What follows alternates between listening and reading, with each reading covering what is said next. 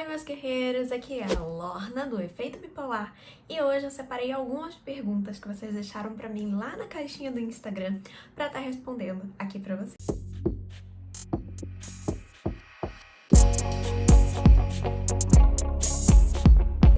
Lembrando que nenhuma pergunta é isolada, ela precisa ter um contexto. Como lá no Instagram a gente não tem muito espaço para dar o contexto da pergunta, às vezes pode ser que a minha resposta não sirva ao seu contexto, que é algo que só você conhece e eu não conheço. Por isso, a minha resposta nunca irá substituir a resposta do seu psicólogo, que é a pessoa que convive com você, que conhece as suas dificuldades, sabe das suas forças. Então sempre tire suas dúvidas também com o seu psicólogo, beleza? Então vamos lá para nossa primeira pergunta. Se sentir sem energia é sintoma de transtorno bipolar? Não me sinto depressiva, apenas muito cansada. Ontem mesmo eu estava falando sobre isso para uma pessoa. Comumente, a gente associa tristeza à depressão, como se eles fossem a mesma coisa, como se fossem sinônimos. Mas isso não é verdade. Por quê? Depressão, estar depressivo, é um estado de humor e a tristeza é uma emoção.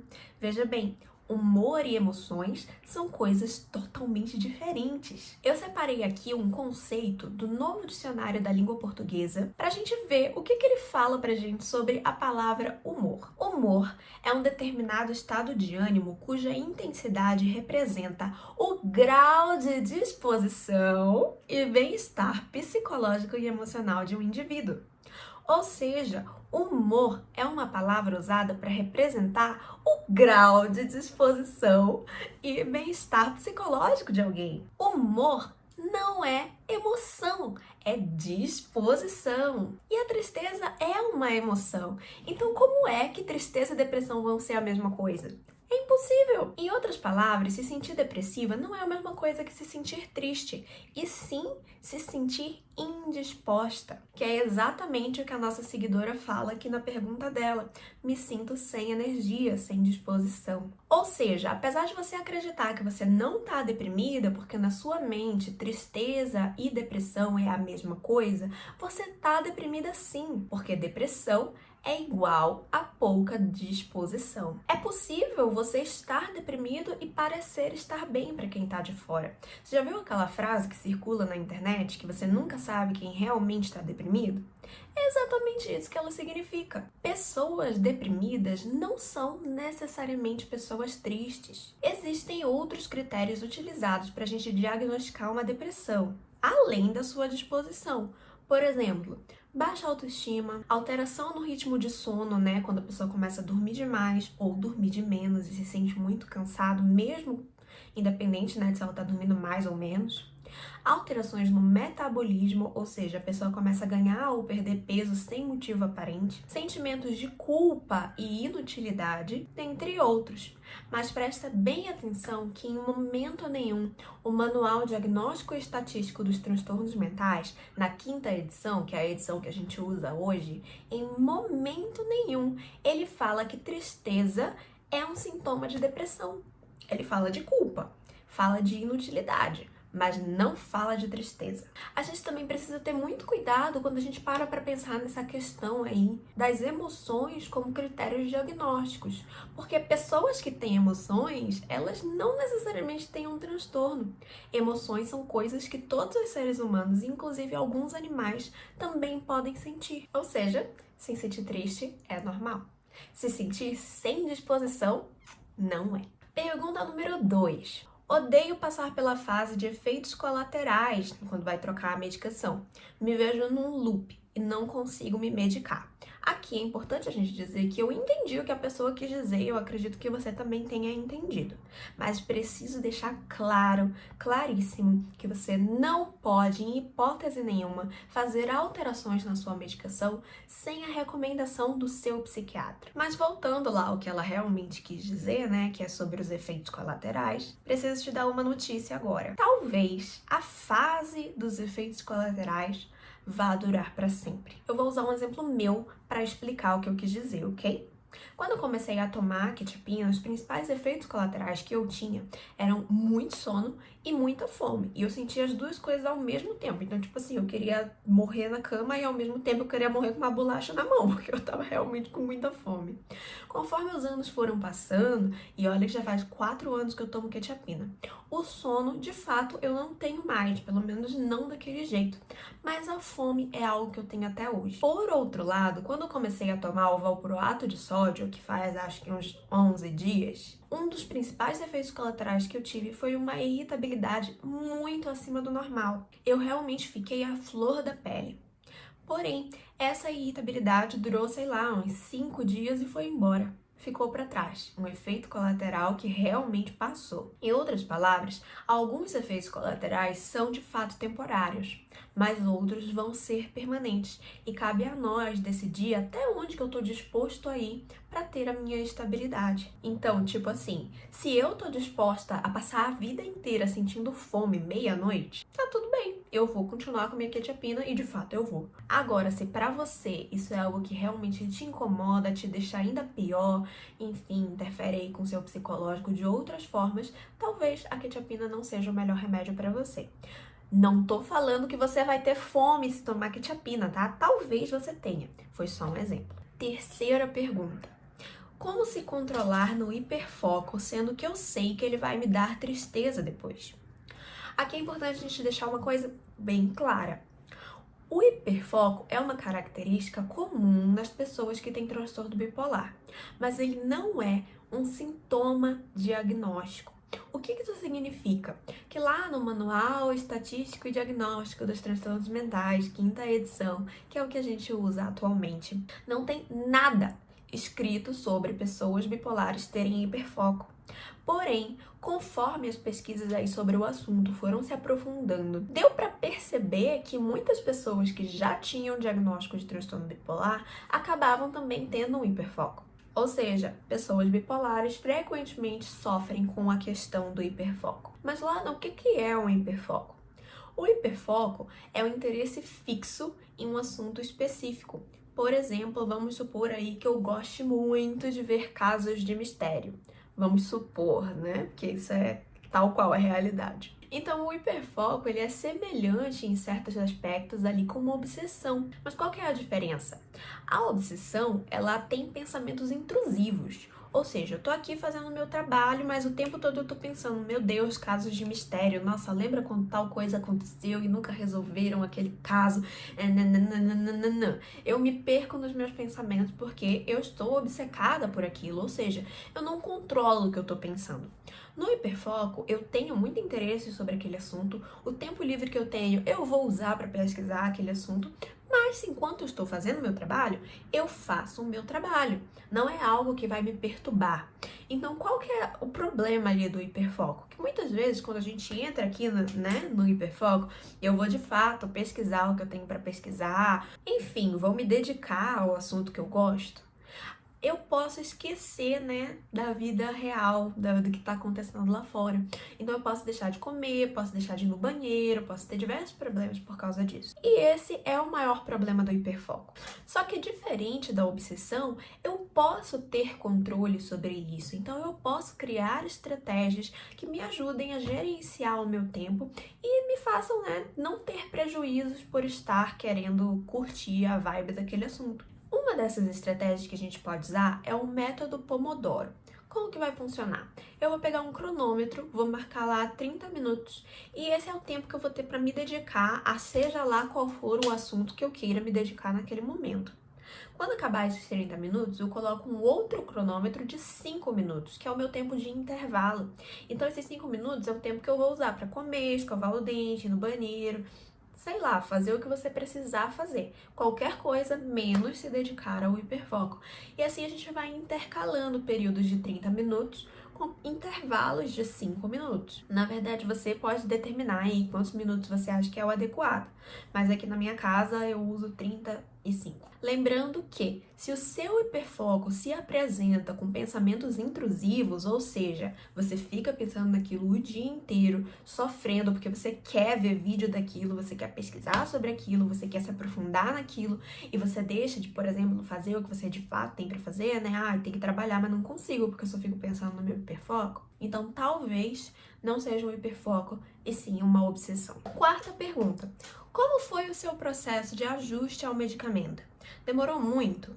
O meu processo demorou cerca aí de uns 3 anos, e dentro desse período eu fui testando várias combinações de medicamentos.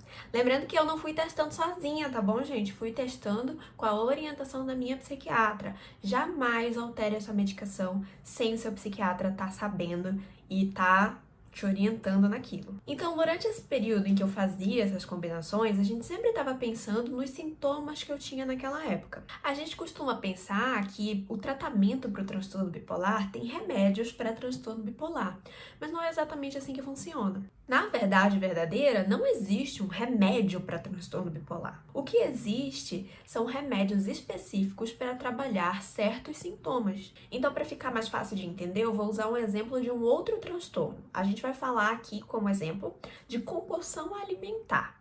Vamos supor que a pessoa chega lá no consultório com compulsão alimentar. O médico vai dar para ela um remédio específico para compulsão alimentar. Mas o transtorno que ela tem não é necessariamente o transtorno de compulsão alimentar. Pode ser que ela tenha também uma bulimia ou então uma anorexia. Por quê? O sintoma compulsão alimentar está presente nesses 3 transtornos: transtorno de compulsão alimentar, bulimia nervosa e anorexia nervosa. Então, o psiquiatra vai preparar o tratamento daquela pessoa pensando no sintoma e não no diagnóstico final dela. Então, por exemplo, num período em que eu estive de fato mais ansiosa, a gente fez um teste aí usando pregabalina. Quando essa ansiedade deu uma melhorada, a gente retirou a pregabalina. Então, às vezes, pode ser que você esteja tomando aí 3, 4, 5, 6, 7, 8, 9 remédios diferentes. E nem todos eles são para transtorno bipolar. Eles são para sintomas que você está apresentando naquele momento, independente do transtorno que você tenha. Quinta: Lorna, é normal você não contar alguma coisa para sua psicóloga? Gente, não deveria ser de forma alguma normal você esconder coisas da sua psico. Sabe por quê? Quando a gente esconde as informações, ou então ali dá uma manipulada nas informações, a sua psicóloga vai preparar o seu tratamento de acordo com as informações que ela tem. Por exemplo, se eu chego lá no consultório reclamando de estresse e falo que tá terrível no trabalho, tá tendo muita demanda, eu não tenho tempo para nada, ela vai preparar ali um tratamento para estresse com base nos meus problemas de trabalho. Mas se por acaso eu escondi dela que na verdade o meu estresse é porque eu vivo brigando com a minha mãe, não vai adiantar nada o tratamento que ela vai me passar, porque não vai resolver o problema, porque o problema era com a mãe, não no trabalho. Quer dizer, talvez funcione, né? Talvez ele dê um jeito temporariamente. Mas a moral da história é que se você escolhe esconder coisas ou mentir para sua psicóloga, a única pessoa que sai perdendo é você. E tá perdendo tempo e dinheiro, porque aquela sessão talvez não funcione tão bem. Agora, é comum a gente esconder informações ou manipular informações quando a gente não tem confiança naquele profissional. Então pode ser que, tô começando meu tratamento agora, não conheço ela direito e tudo mais, ainda não tem um vínculo muito forte. Ok, super entendo o fato de você esconder. Ou então, quando você já tá ali há um tempão, mas ela falou algumas coisas que você achou meio inadequadas. E aí, de fato, né, como é que a gente vai contar coisas da nossa vida para uma pessoa que eu não confio ou que quebrou a minha confiança? Ainda tem a terceira opção ali, né, que é a opção de você ter o medo da pessoa te julgar de alguma forma. Agora, essa terceira opção, ela dificilmente vai acontecer, porque o nosso treinamento é feito especialmente para a gente não julgar as pessoas. Essa é, tipo, uma das coisas mais importantes que se fala na faculdade de psicologia. Então, em geral, esse é um medo que você não precisa ter. Agora, a questão ali da confiança é realmente algo que precisa ser trabalhado. E se porventura a sua psicóloga quebrou a sua confiança em algum momento, você precisa muito conversar com ela sobre isso, porque senão você vai estar indo de fato nas consultas, mas aquele tratamento não vai caminhar, não vai pra frente. Sexta pergunta. Eu paro com um remédio para beber e depois me sinto mal porque entro em crise. Tem alguma dica? Gente, a resposta para essa pergunta, ela é meio óbvia, né? Parar de beber. A dica é parar de beber. Por dois motivos. O primeiro é que toda vez que você deixa de tomar o seu medicamento, é como se você estivesse dando 3 passos para trás no teu tratamento. Vamos supor que toda semana eu saio com os meus amigos e eu quero beber, eu quero me divertir. Tá, então quer dizer que segunda, terça, quarta, quinta eu tomo remédio, sexta e sábado eu não tomo. Como é que esse tratamento vai para frente? Não vai. Em segundo lugar, um dos fatores que mais interfere na manutenção do nosso humor, além do sono, é o uso de substâncias, sejam elas álcool ou drogas, porque às vezes a gente acha, né, que substância é só se for droga ilícita. Mas não, drogas lícitas também são consideradas substâncias. Álcool, cigarro.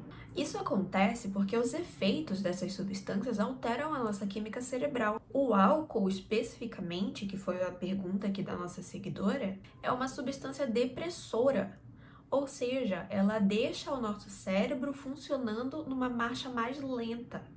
Então, dependendo da quantidade de bebida que você ingerir, pode ser que no dia seguinte você esteja completamente detonada. Tanto que quando a pessoa fica de ressaca, né, ela não consegue fazer nada direito. E dependendo da forma como o seu cérebro funciona, somado ao fato de que você está interrompendo o teu tratamento com frequência, realmente você tem grandes chances de entrar em crise.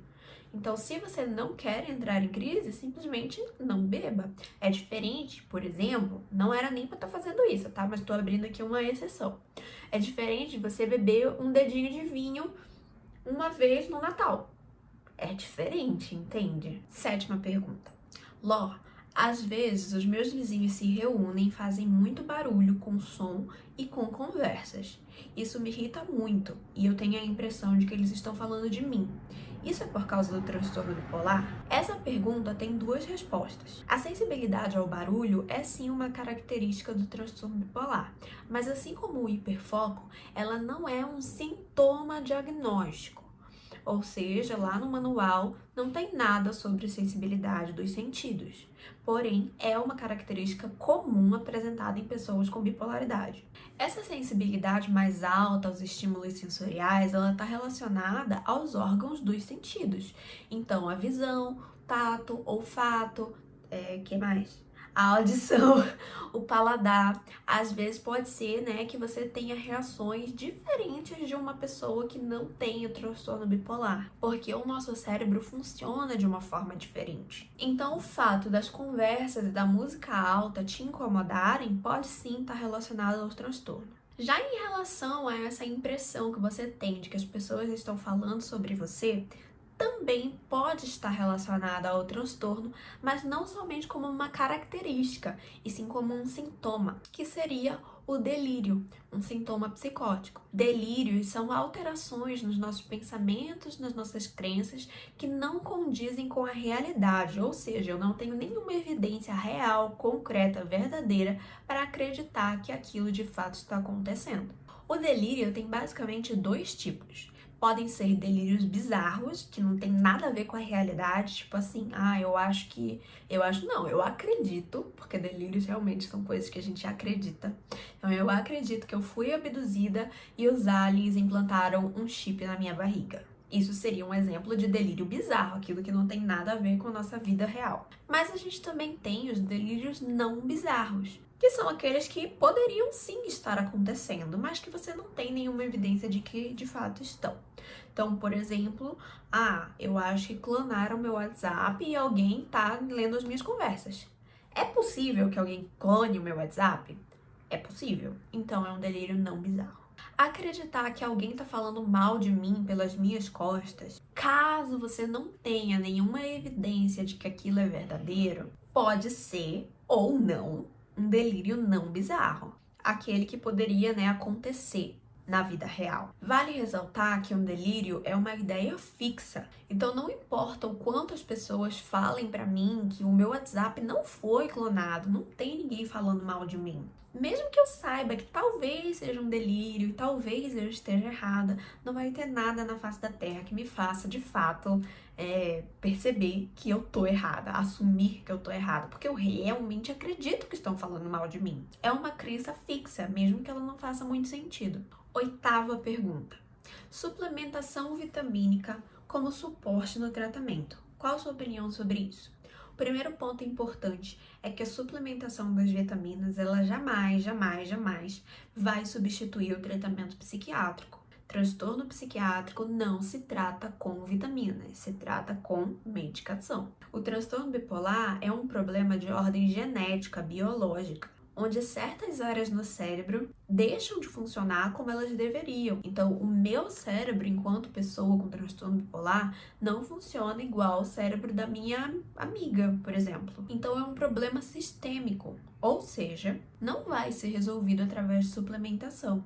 Tipo assim, pode ser que por causa das minhas crises depressivas eu tenha perda de memória. A minha perda de memória, por causa de episódios depressivos, está relacionada à morte de alguns neurônios. É diferente, por exemplo, de uma pessoa saudável, que não tem nenhum transtorno mental e que começa a ter a perda de memória. A perda de memória dela é diferente da minha perda de memória. Pode ser que ela, tratando com suplementação vitamínica, de fato funcione super bem para ela e tudo mais. Mas no meu caso especificamente, provavelmente não vai funcionar. O segundo ponto é uma dica que quem me deu foi o nutricionista Rafael Salles, que é um seguidor aqui da página e estava conversando comigo sobre isso pelas mensagens. Segundo ele, é muito mais importante entender a quantidade de nutrientes que você tem no seu corpo do que necessariamente você ir na farmácia, comprar um suplemento e ir tomando aleatoriamente. Por quê? A gente vai usar um exemplo aqui do magnésio, que é um elemento importante na comunicação entre os neurônios, para exemplificar.